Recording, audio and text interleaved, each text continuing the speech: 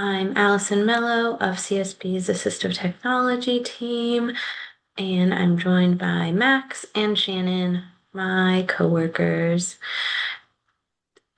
You want to say hi? Yeah, still Max. Oh, hi. Hmm. Today we're going to be talking about digital workflows and apps. And we got questions from the audience, and those are the questions we'll be answering. This recording will be going up on YouTube, but while I have you here, or while you're watching this, in case you have not heard about it, we are having an on-site professional development similarly about digital workflows, although it'll be much more robust because it'll be in person on our Fremont campus on February 25th, 25th from 2:30 to 4 o'clock. 2:30 to 4 o'clock in the CSB Tech Lab, 18 spots for 18 computers. The registration link can be found on our website, hopefully. And we will be on the computer using screen access software, JAWS, and Fusion to show you tools and strategies for creating and implementing digital workflows with your students. Okay, so our first question was very simple, which is kind of great.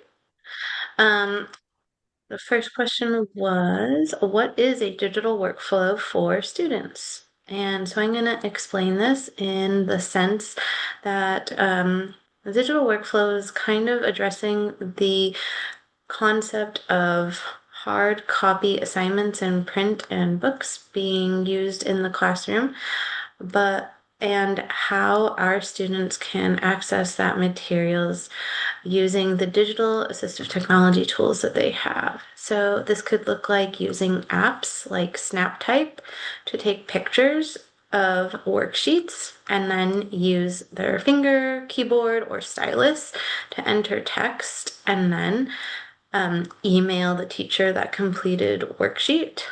Or this could also look like, right, materials that are printed were printed off of a computer. So this could look like, instead of providing your student a printed copy, a Drive folder or Dropbox folder being set up where the teacher just puts the students' worksheets or assignments, and then students can access it through a computer or a iPad and be able to interact with that worksheet in the way that is most beneficial to them, adding in any kind of screen enhancements, contrast color schemes or themes, or using screen access software like screen readers, or using dictate features to write their answers in.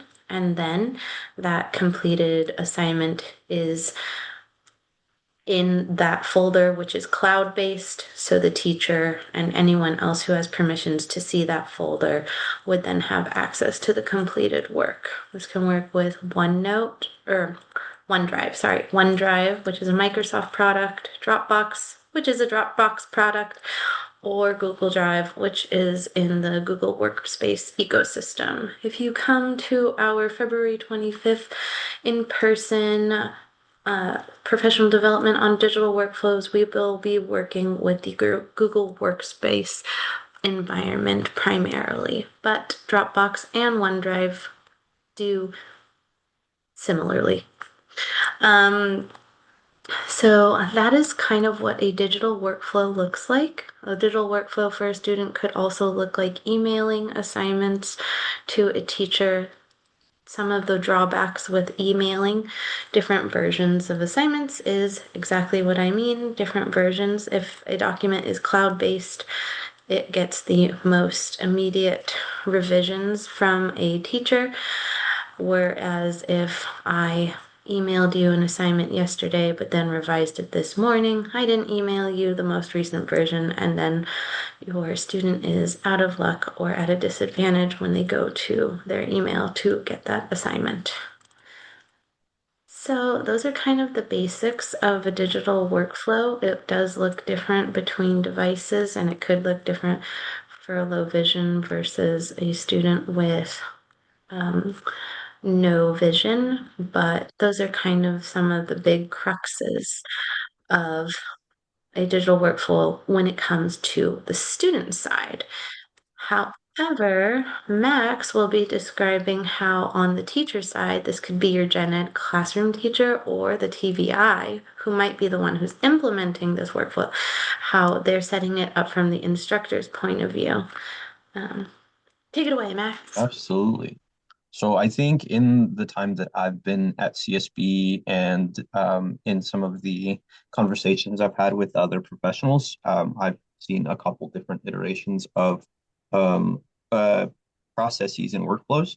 And I think for general education teachers, it's typically, or at least nowadays, it's very typical to see electronic assignments. And so most of the time, students are assigned some work on a platform, whether it's like Canvas or Google Classroom or any environment like that. And then from there, the students have to edit the documents, make their own versions, and then upload their revisions.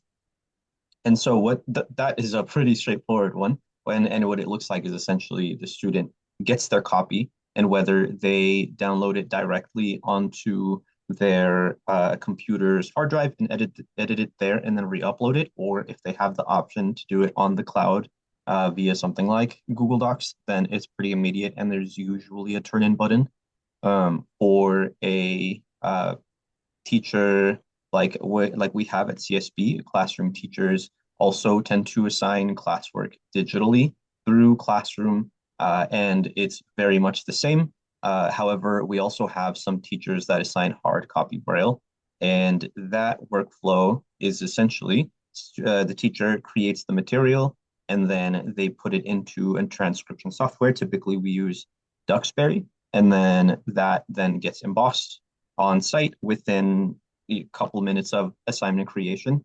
And I know not everyone has that luxury. So for itinerant teachers, it's also a different workflow where they are typically using transcribers to get work.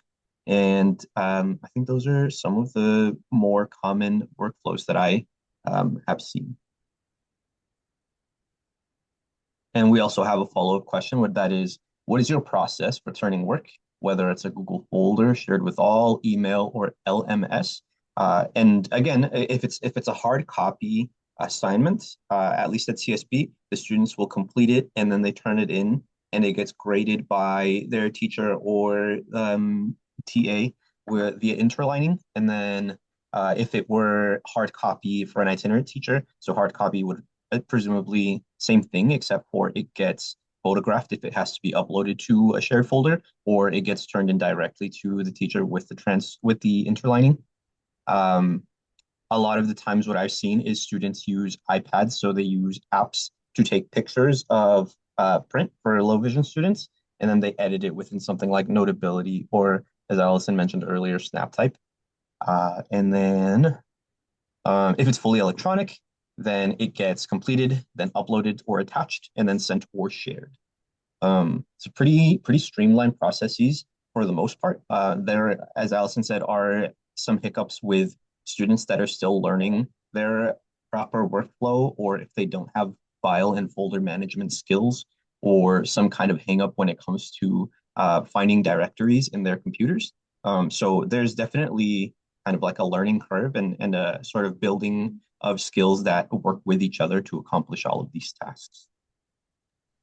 And then the question that follows that is for Allison. Do you have a stylus other than an Apple Pencil that works well?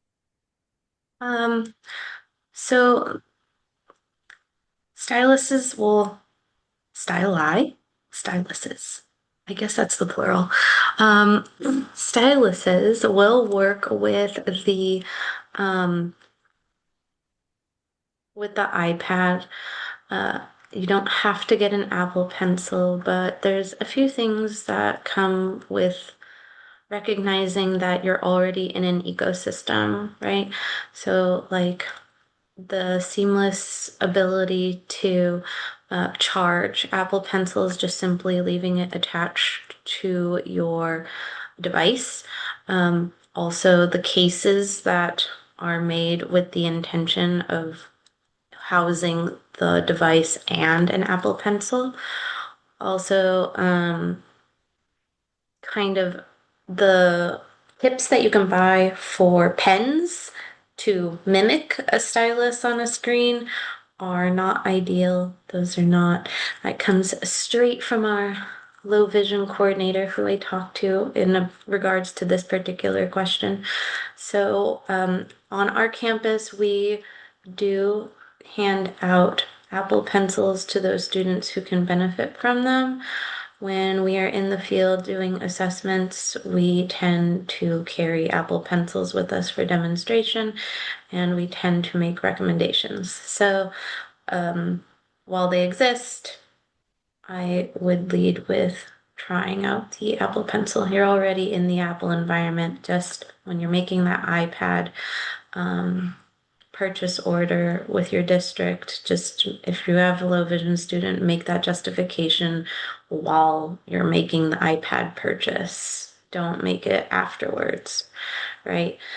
Get it all in one swoop. Get the keyboard, get the pencil, get the device, get the case. So you don't need to worry about it in the future. And kind of getting all of those at one time, it's easier to make the justification, anyways. The next two questions are for our favorite team member, Shannon. Thank you. I'm glad I've been promoted to favorite. Uh, so I had two questions that are kind of related.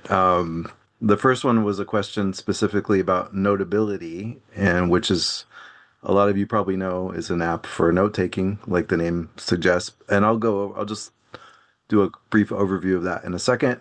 But the question was, does Notability have an automatic recording function? And the answer is no, that doesn't have an auto recording function. It, in other words, you can record while you're taking notes. You can play back a synchronized recording. So when you're looking at the notes, you can hear the recording that kind of corresponds to your notes. Um, but I couldn't find any information that suggests that that it will just come on automatically and start recording without you pressing a button first.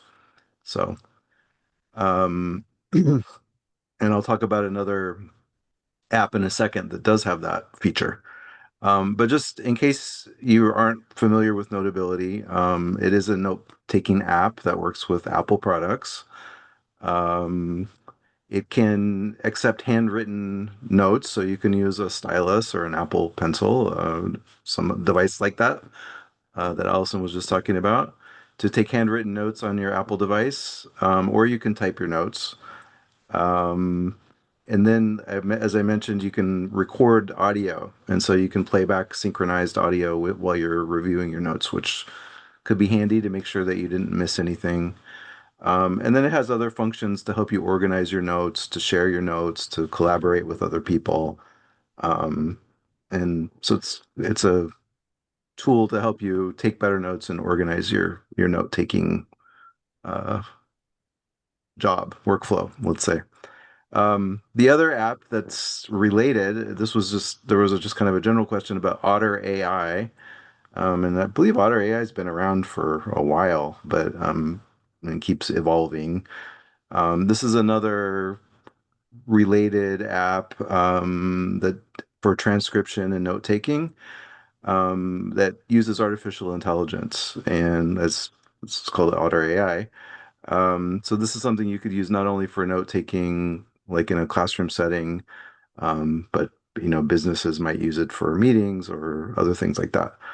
Um, and also just for personal note taking. And it does have an automatic recording feature. So I'm not sure that it will, that it's sound activated, that it will just come on when someone starts talking, but you can have it on so that it's always recording, which is a little bit different. Um, and it also has so it has real-time transcription, um, different collaboration tools. It uses AI to help you summarize and organize your notes that you've taken. Has different playback options. So again, you can play the audio along with while you're reviewing your notes or the transcribed document that you have, so that you can hear the audio while you're reviewing your notes and compare and make sure you didn't miss anything. Um, and then it can also work with things like Zoom and Google Meet. So mm, I don't that might not apply to students as much, but it's something that's possible. So that's an overview of Otter AI and Notability. Yeah, I just wanted to very quickly also talk about this app or software, I guess, also a product that does something similar that we saw at CSUN a couple of years ago. It's called Gen IO. I think it's been renamed because I don't remember it being called that before, but it also does a lot of the Otter AI things. And it also has the interactivity of like as you're going on in your recording, you can tag certain parts of it. So if your student needs to review like this section on Julius Caesar versus this section on, I don't know, here comes it. Caesar. And so you can make different heading levels. It's super navigable. And I would love to tell you that I looked way more into it than I did. So I can't tell you what it costs, but I do know it's out there, and it is really cool. A lot of those apps do offer like a trial period. So you could look into that kind of thing too. On a super basic iOS note, since so many of our students are in the iOS world, after iOS 18, I think, the voice memos app, if you had it recording a memo, you could, it'll transcribe it for you too, just as like a really fast and dirty way to get a transcription in a class if it's approved by that teacher. Um, and then you could essentially build folders with those voice memos and transcriptions within the voice memo app. Um, one more little workflow that I wanted to talk about before we go is because Shannon mentioned Zoom, thinking about getting our students with low vision access to the board.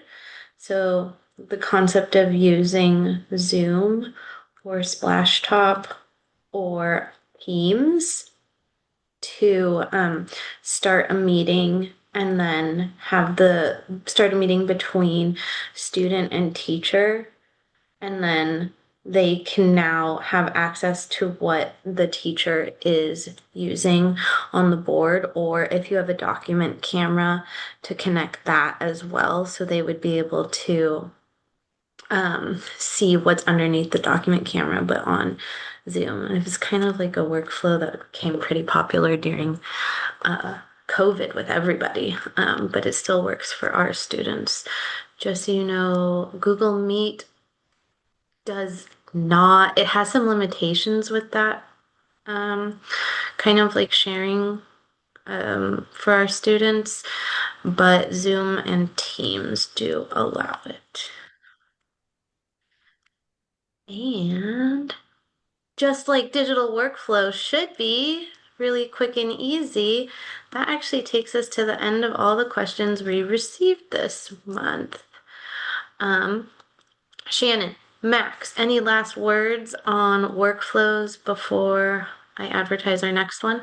Yes, I just wanted to shout out these grids that I was gifted by a member of the community. But except for, well, and point being, these are really cool graphs for teaching equations that I was gifted, and I have the pleasure of being able to share with people. Um, if you would like to know how to make these or how useful they are, please feel free to reach out. I will put you in contact with the right people. Okay, so as we mentioned at the beginning, well, actually, first, this recording will be up on YouTube in the next couple of days.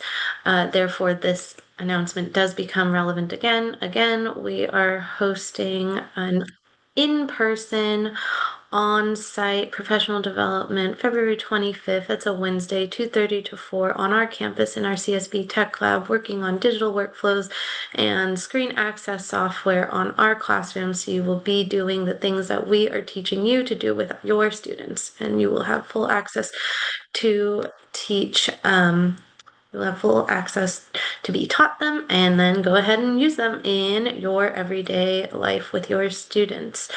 Also, we do in-person trainings all over the state of California for free, and we can do them for parents, students, teachers, paras, classroom staff, administrators, anybody in your district who you think you could benefit from learning about assistive technology and how it relates to your students. We are excited to brainstorm ideas on how to make a workshop work for you in your home district. We come to you. And if that's it, we are out. Thank you. Thank you guys so much. Everybody.